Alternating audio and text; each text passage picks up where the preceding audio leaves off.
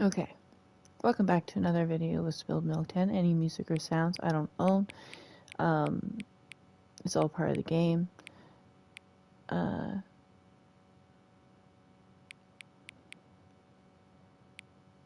They said to pick my favorite time. For some odd reason, anytime I have any kind of appointment or to do anything at any time of day, seems to be the best time is around 2 p.m.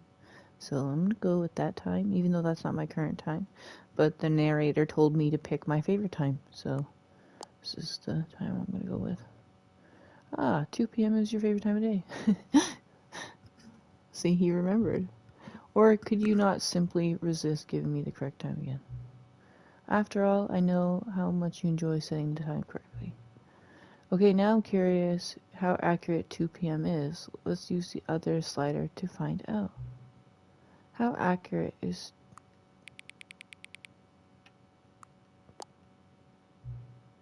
You know, I can say regardless of accuracy in the clock, I'm having a great time just adjusting these settings. I feel like I'm learning more about you and how you like things to be set. It's good to collect data. I wish we had more sliders, but we've gone through all the sliders I have. Perhaps I can invent some new sliders to gather new data on you. Shouldn't be too hard. Yeah, let me whip up a couple new ones. Should be ready in the next time you boot up the game. So anytime you set the time, obviously again, he remembered I was setting the time correctly, or he thought I was. And now, as you can see, I'm playing the Stanley Parable 2. Instead of the normal load-in, after I've messed now around so far around in the game that now it's loading me in as Stanley Parable 2. This is still the same game, to be very clear.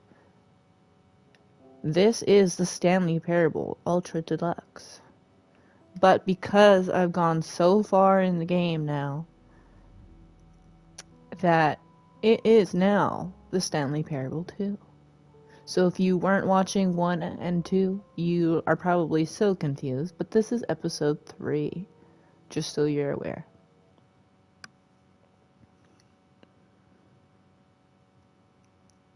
This is the story of a man named Stanley. And the intro's still there, okay.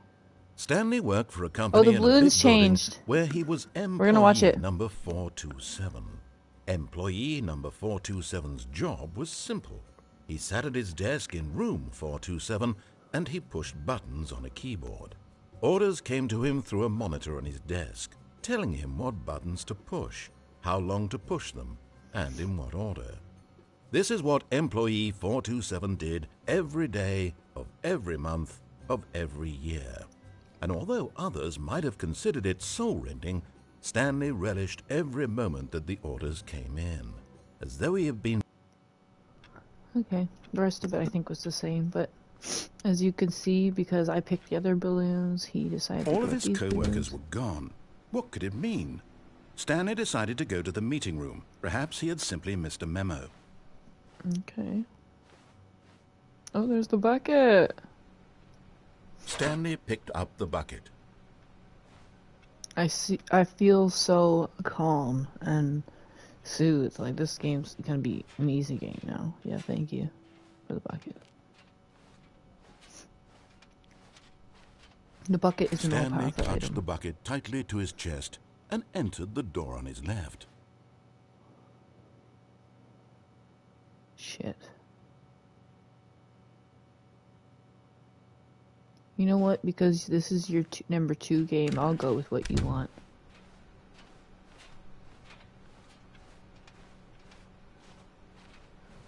Still no one was here. Stanley needed the bucket's warmth and comfort now more than ever.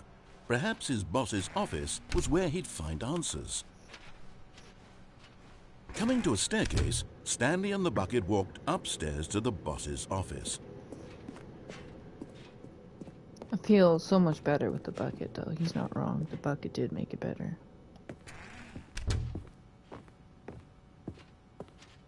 Stepping into his manager's office, Stanley was once again stunned to discover not an indication of any human life. Crushed by the weight of this revelation, Stanley may have broken down into an emotional dumpster fire if not for the soothing presence of the bucket. You're right. Even now, in his darkest of hours, did the bucket's warmth and guiding light pierce the dark clouds of confusion and chaos. It would be with him always. The bucket would, and he knew it. The two of them were inseparable.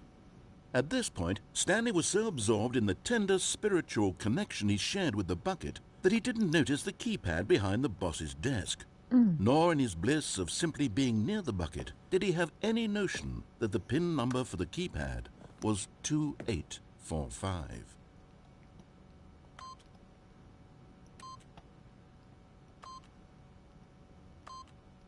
But Stanley guessed the correct code by sheer luck. Was it that the bucket knew all along? Was the bucket guiding him? Yes, this is certainly the most logical explanation.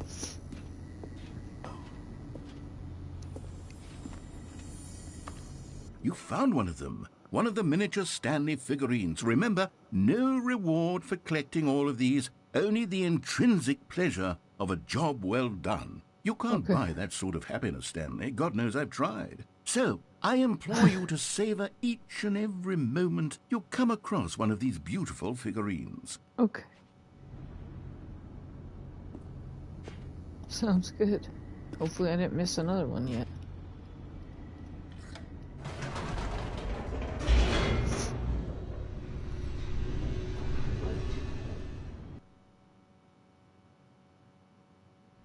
The elevator raced downward, plummeting towards an unknown fate. It would be all Stanley could do to keep himself together, if not for the bucket. Soothing him, comforting him, reassuring that in this darkest moment of uncertainty, he would be all right. The bucket is here for you, Stanley. Everything will be fine. Stanley and the bucket walked straight ahead through the large door that read, Mind Control Facility.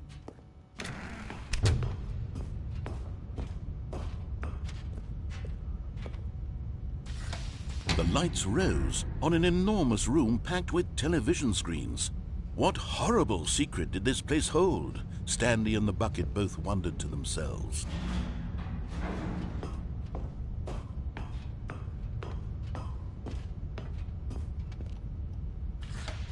The monitors jumped to life, and Stanley nearly dropped the bucket in shock. Everyone in the office was being videotaped, monitored like guinea pigs. The bucket had never seen anything like this, and it very nearly burst into tears as Stanley cradled it gently, reassuring it that everything would be fine.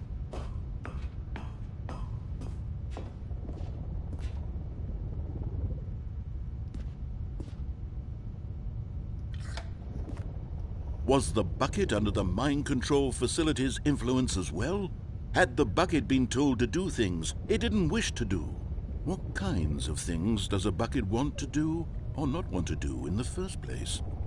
These questions raced furiously in Stanley's feeble mind.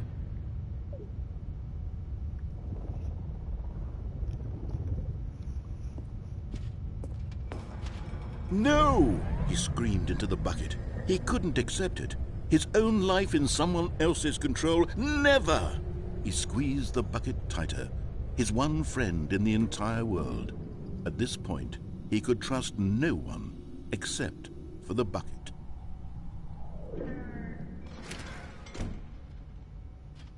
But here was the proof.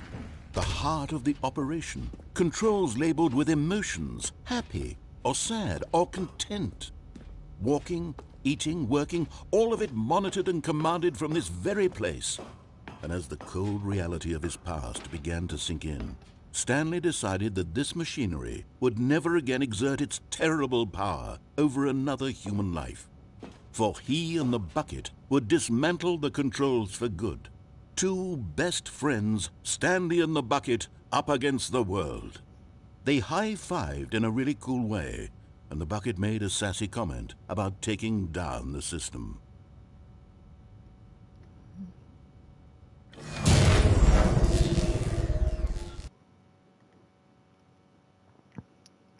Stanley and the bucket waited in blackness. Was it over? Yes, they had done it. Stanley and the bucket had defeated their greatest and darkest enemy, freed themselves from the tyrannical grip of the evil mind control machine. Freedom was now mere moments away. Excitedly, the two of them began to discuss the kind of life they wanted to live once they stepped through this massive door. The bucket wanted to learn to roller skate. Stanley wanted to sneeze in every country on Earth. Both of them wanted to begin watching a movie, any movie, but then stop it halfway through and begin watching it in reverse from the end. True, it was a simple life they envisioned, but it was one they'd lived together, with one another to lean on, to trust, to support, and... What? Wait. What was happening? Why had the door stopped? Was Stanley and the bucket not about to be freed? An unbearable silence filled the room, lingering in uncertainty, until finally the truth hit Stanley square in the face. This building did not want the bucket to leave. Even the facility itself recognized the incredible calming presence of the bucket, needed the soothing warmth of the bucket, would go to any lengths not to part with the bucket. No, no, no. Stanley can't leave this place. Not while he has such a precious bucket in his arms. Not while this building has anything to say about it. Stanley realized he would never again leave this very room. But at least he has the bucket. To be trapped eternally in darkness isn't really so bad, Stanley thought to himself. As long as I have my bucket with me, right? I'll be okay, won't I? Stanley gulped. Very soon now, he was about to find out.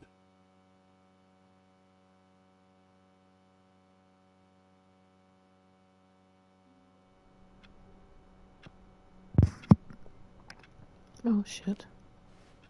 All of his co-workers were gone. What could it mean? Stanley decided to go to the meeting room. Perhaps Stanley lifted the bucket into his arms, and a wave of comfort rushed over him. Stanley clutched the bucket tightly to his... This was not the correct way to the meeting room, but Stanley had felt the bucket calling to him, telling him that the employee lounge was simply the place to be. And here it was. Had the bucket turned out to be correct? Was this better than the meeting room? Yes, Stanley thought. No, never mind. The bucket was wrong. Stanley took the door on his left to go back to the meeting room.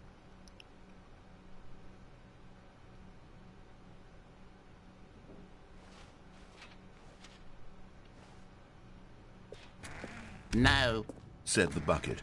don't go to the meeting room. Go somewhere else. The cargo lift, yes. Go there. Go to the cargo. Good, Said the bucket. now ride the lift all the way to the top. There's something up there I need you to do. Stanley did not question why or how this bucket was speaking to him.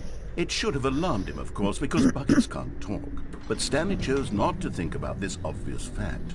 He was firmly convinced that the bucket had spoken to him, and he unthinkingly did whatever the bucket asked.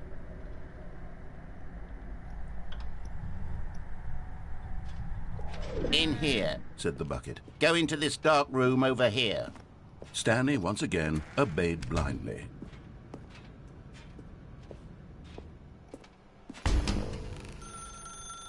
Now pick up the phone. Said the bucket. Pick up the phone and it will take us back home, where we can go about life together.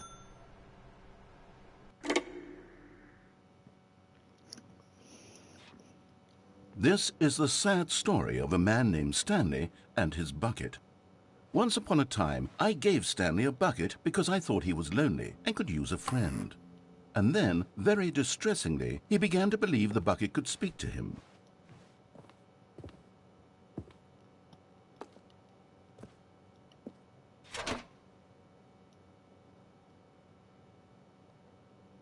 The Stanley Parable Reassurance Bucket was merely meant to provide the comforting glow of companionship. It doesn't literally talk and give you orders. Whatever Stanley is hearing the bucket say to him is just in his head. We'll go this way.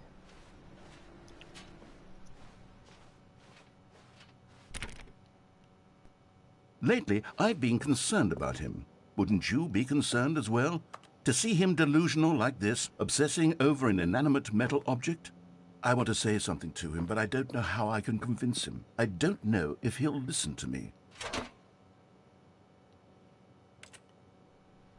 Oh, I'll try anyway. Stanley, can you hear me? Listen to me. It's just a bucket. It can't think, it can't talk. All it will ever truly do for you is effectively transfer a liquid from one location to a different location. That's it. It doesn't do anything else.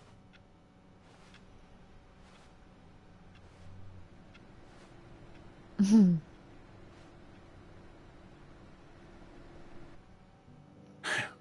see, he's not listening.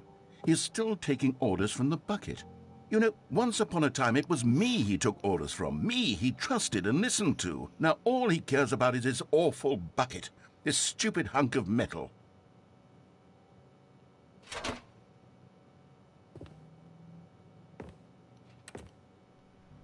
It's sad, but I suppose he doesn't need me anymore. From now on, he's just going to cling to this bucket, this cold, empty bucket, this sort of shiny bucket. Well, I'll give it this. The bucket does have a nice shine to it. Yes, I suppose on closer inspection that it doesn't quite look like your average hardware store bucket. It's just a little more, what am I trying to say? Sturdier, more capable of transporting liquid. Like it would be better at moving an amount of water from one room to another.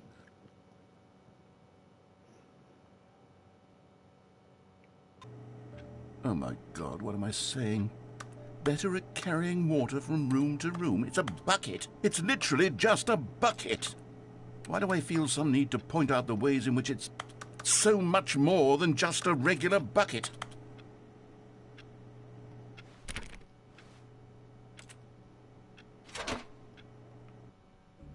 Oh no, I'm having feelings for the bucket. No. What's going on? Why do I want to be with the bucket?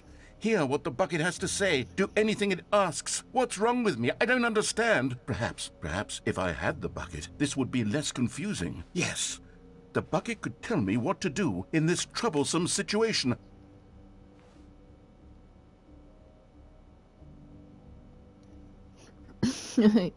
Let me go freshen up, you naughty thing, you.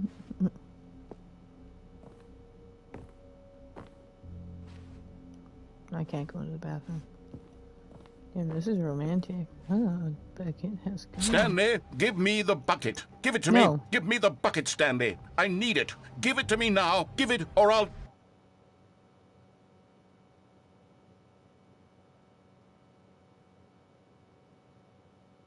Go back to work, Stanley. Jesus.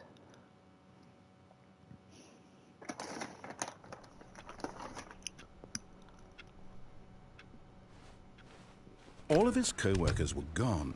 What could it mean? Stanley decided to go to the meeting room. Perhaps he had simply missed a memo. The confusion and the chaos all seemed to melt away as Stanley embraced the bucket. Stanley clutched the bucket tightly to his chest. This was not the correct way to the meeting room, but Stanley had felt the bucket calling to him, telling him that the employee lounge was simply the place to be. And here it was. Had the bucket turned out to be correct? Was this better than the meeting room? Yes, Stanley thought to himself. Yes, perhaps it truly was. How insightful the bucket turned out to be. No, never mind. The bucket was wrong. Stanley took the door on his left to go back to the meeting room.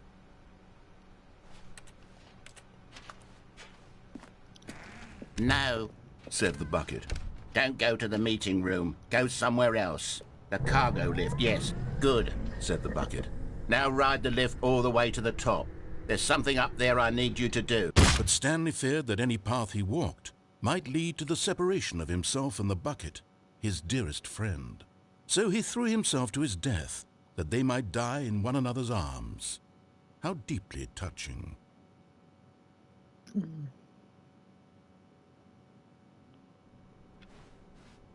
All of his co-workers were gone. What could it mean? Stanley decided to go to the meeting room. Warmth spread through Stanley's arms. With the bucket in his arms again, he was home. Stanley clutched the bucket tightly to his... This was not the correct way to the meeting room, but Stanley had felt the bucket calling to him, telling him that the employee lounge was simply the place to be. And here it was. Had the bucket turned out to be correct? Was this better than the meeting? No, never mind. The bucket was wrong. Stanley took the door on his left to go back to the meeting room. No, said the bucket. Don't go to the meeting room. Go somewhere else. The cargo lift. Good, said the bucket.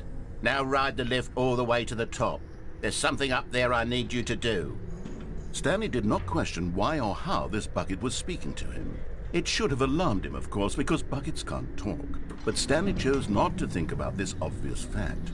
He was firmly convinced that the bucket had spoken to him, and he unthinkingly did whatever the bucket asked.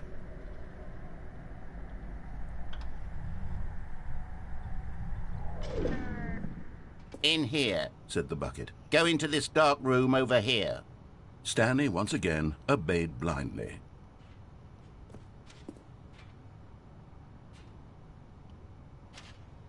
I needed to go back. Stanley feared that any path he walked might lead to the separation of himself and the bucket, his dearest friend. So he threw himself to his death, that they might die in one another's arms. How deeply touching.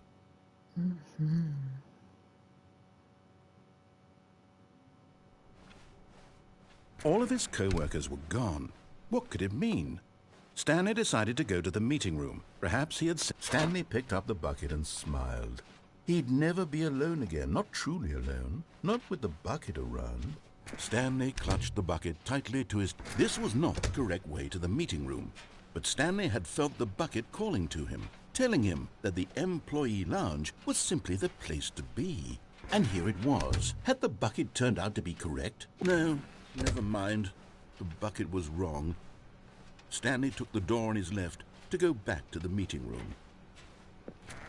No, said the bucket. Don't go to the meeting room. Go somewhere else. The cargo lift, yes. Go there. Go to the cargo lift.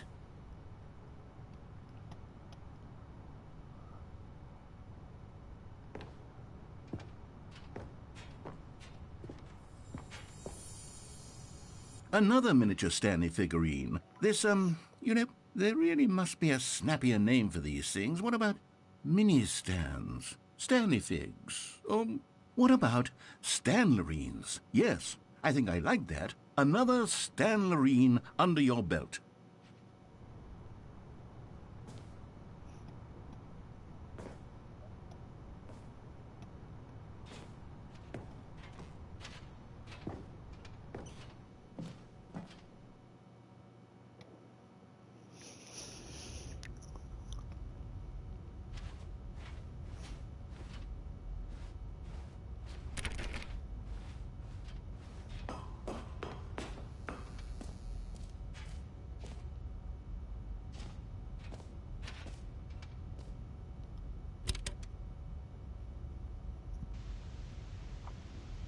Okay, this is day number 295, tape number... I don't even know. I've lost track. Nothing feels real anymore. The longer I study this bucket, the less sense anything makes. The sheer euphoria I feel every time I pick it up. No matter how many times I've done it, it's always the same feeling. And the emptiness in my chest when I set it down. It doesn't make sense. There's no explanation for it. I still haven't figured out why I see the world so differently when this bucket is in my arms. Why everything feels so... What do I do with this treasure? I can monetize it. Yes. It's unthinkable the amounts of money people will pay for even just an hour with the bucket. This is my golden ticket. But I have to be careful, because as soon as this gets out, there's going to be a target on my back. Even now, I don't know who might be trying to get... What's that? Who's there?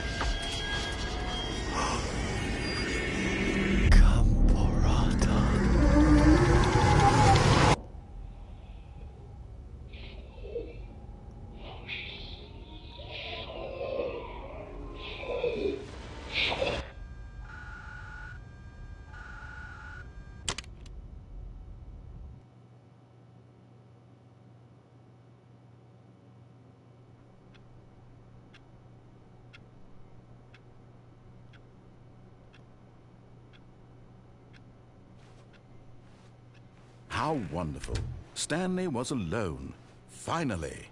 This is great, he thought to himself. This is what I've wanted all along. I got what I wanted.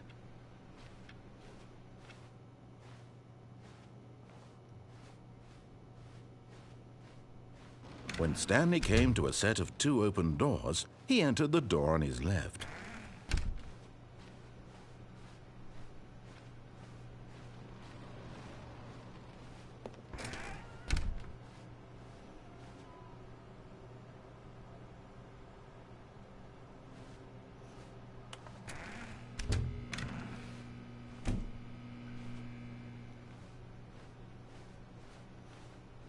Coming to a staircase, Stanley walked upstairs to his boss's office.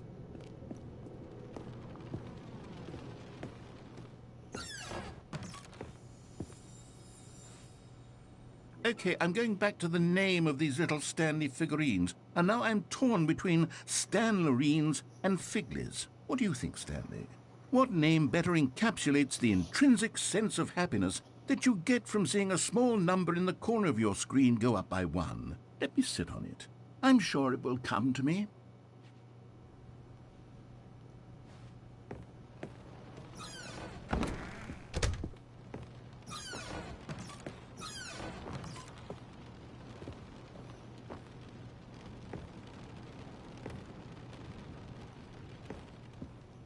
Stepping into his manager's office, Stanley was once again stunned to discover not an indication of any human life.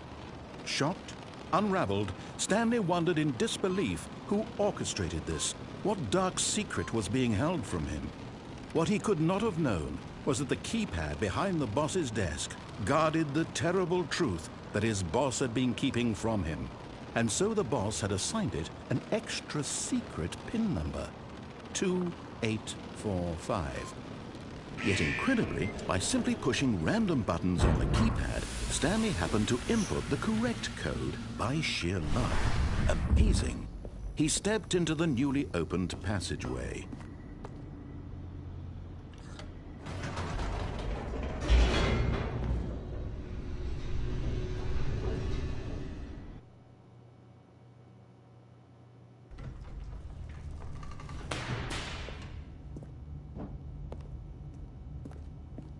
Stanley walked straight ahead through the large door that read Mind Control Facility.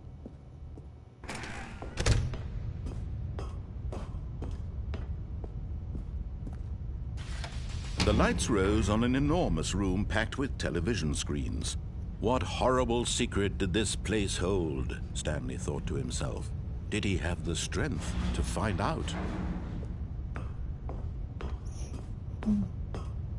I thought I was going to bring up, like, you're so confused without the bucket. Now the monitors jumped to life, their true nature revealed.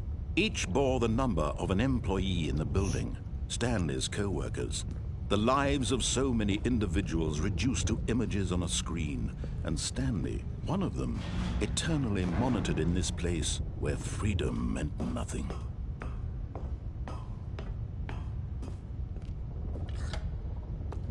This mind control facility, it was too horrible to believe. It couldn't be true.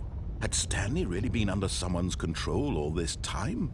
Was this the only reason he was happy with his boring job? That his emotions had been manipulated to accept it blindly? No, he refused to believe it. He couldn't accept it. His own life in someone else's control? Never! It was unthinkable, wasn't it? Was it even possible?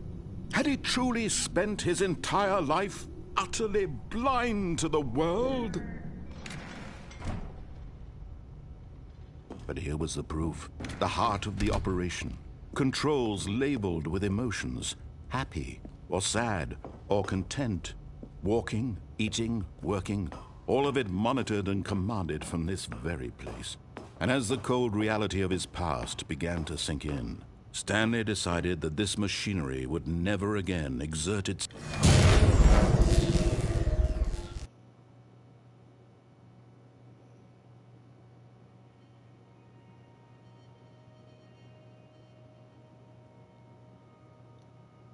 blackness, and a rising chill of uncertainty. Was it over?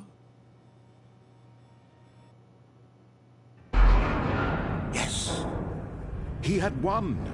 He had defeated the machine, unshackled himself from someone else's command. Freedom was mere moments away. And yet, even as the immense door slowly opened, Stanley reflected on how many puzzles still lay unsolved.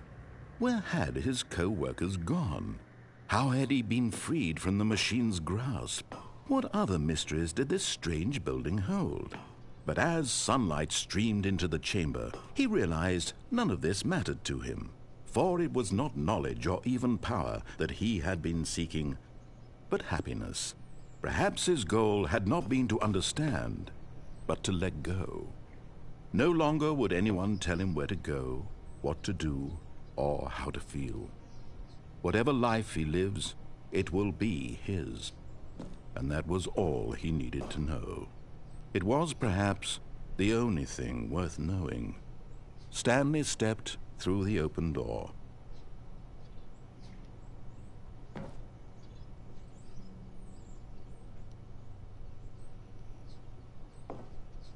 Stanley felt the cool breeze upon his skin, the feeling of liberation, the immense possibility of the new path before him.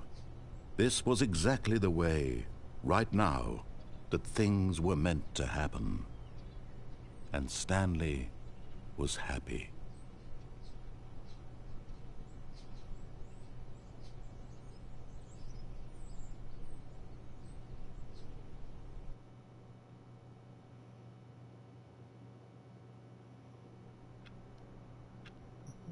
Nope, no progression that way. Oh well. I'm gonna go take a nap. I hope you like and subscribe, everybody. This one's a little bit shorter, but yeah, we'll make better choices next time. It just goes to show that if you don't make proper ones, you just basically restart.